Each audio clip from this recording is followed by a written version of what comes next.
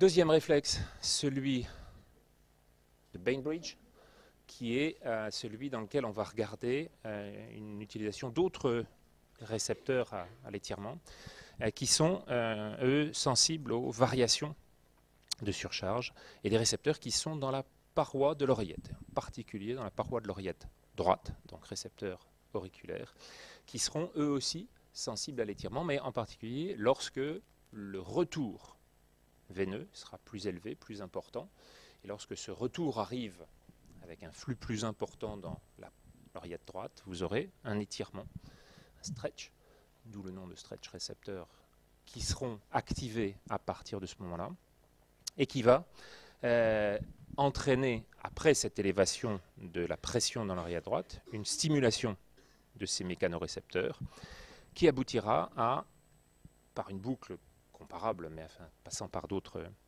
systèmes anatomiques, à une inhibition cette fois-ci du parasympathique, c'est un peu l'inverse, et une activation du sympathique.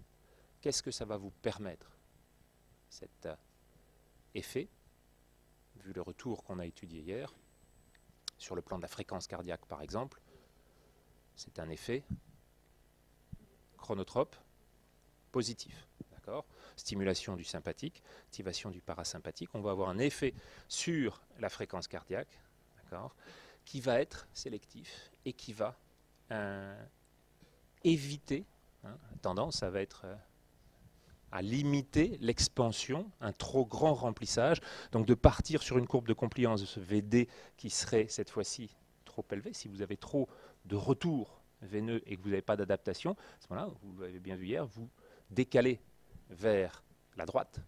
votre courbe de remplissage, donc le moment du remplissage, et vous gérez sur des systèmes de pression plus élevés, plus coûteux, sur le plan énergétique. Donc le fait d'accélérer va vous permettre de pomper plus rapidement, et donc du coup d'éliminer plus rapidement cette surcharge liée à un retour veineux. Donc cet effet qui sera celui d'une tachycardie, en retour à une stimulation par un retour veineux élevé, est caractéristique du réflexe de Bainbridge, passant par ces mécanorécepteurs. Troisième type de réflexe, celui des chémorécepteurs, qui sont distribués, eux, à peu près dans l'ensemble de la circulation, donc dans les oreillettes, dans les ventricules et dans les artères également, et qui seront sensibles aux variations du contenu artériel en oxygène. Et cet effet passe par des courants qui sont des courants liés à des canaux membranaires, transmembranaires, et des canaux en particulier, canaux potassiques, facilitant donc l'extrusion du potassium. Et cette hypoxie va créer une dépolarisation cellulaire. Le mécanisme sera celui d'une inhibition de ces courants potassiques sortants, et donc aboutissant à une dépolarisation plus importante, et qui, lors de l'ischémie, avec une baisse de tension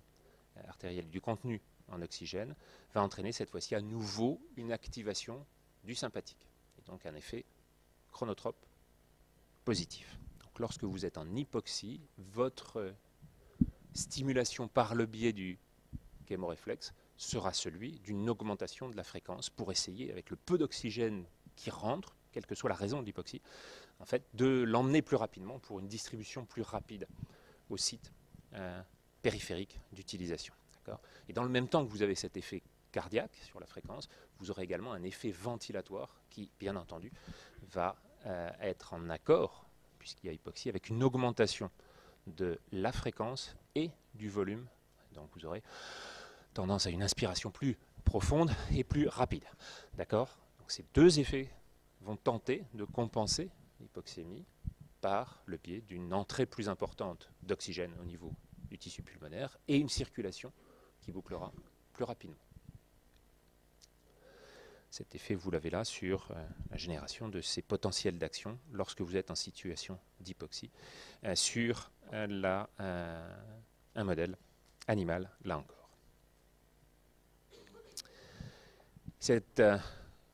quatrième réflexe qui est mis en jeu, celui de l'ischémie cérébrale, celui dans lequel vous situez dans des moments de diminution importante, très importante de la pression artérielle systolique au niveau des artères, qui vont irriguer le tissu cérébral. Et à ce moment-là, lorsque vous êtes en dessous de valeur de 40 mm de mercure, vous aurez une stimulation massive du système sympathique. C'est celle qu'on va avoir dans les états de choc, notamment. C'est celle qu'on va avoir dans les grandes hémorragies. Et ce sont des régulations qui sont dites de dernier recours, puisque là, c'est vraiment parmi les réflexes les plus importants, ceux qui seront mis en dernière action pour tenter de limiter les effets de l'hypoperfusion cérébrale. 4 autres réflexes à citer, simplement celui d'un réflexe céphalalgique, une douleur qui sera importante au niveau de la tête, et en particulier celle que vous pouvez avoir si vous avez une pression oculaire très forte, va entraîner, elle, une bradycardie. Ces effets-là seront en particulier un des tests diagnostiques que vous pouvez faire. Attention, pensez à retirer les lentilles, demandez s'il n'y a pas de glaucome, face à une tachycardie aux urgences, pour voir si elle répond à la stimulation et donc à cet effet chronotrope négatif attendu par une pression oculaire. On peut l'avoir aussi sur un massage qu'on peut faire sur les carotides, mais c'est des effets sur lesquels on va jouer pour regarder la capacité de réponse,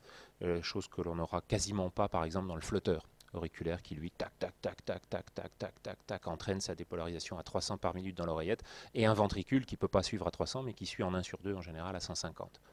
Donc le cœur lui suit à 150, ça finit par être un peu fatigant et ça ne répond pas aux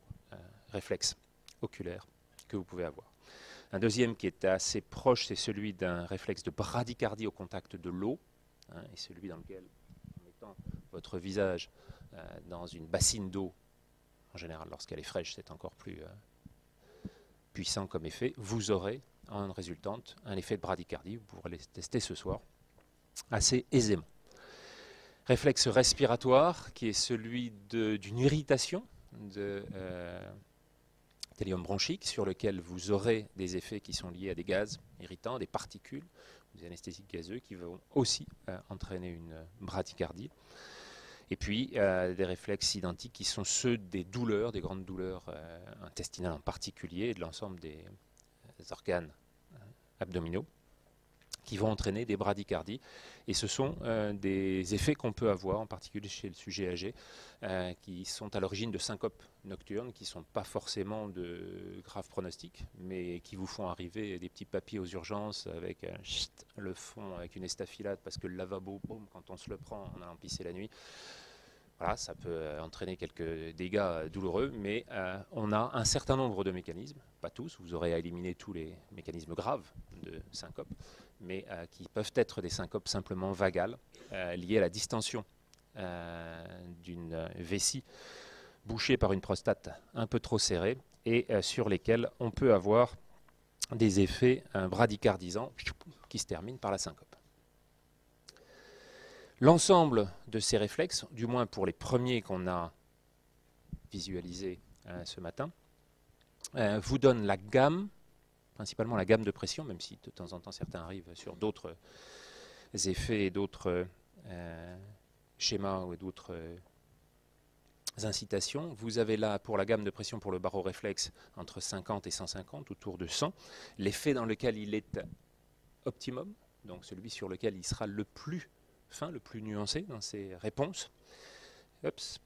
Celui qui concerne le chémoréflexe sera en général sur des valeurs, même si c'est en hypoxie, mais des valeurs de pression qui associées à cette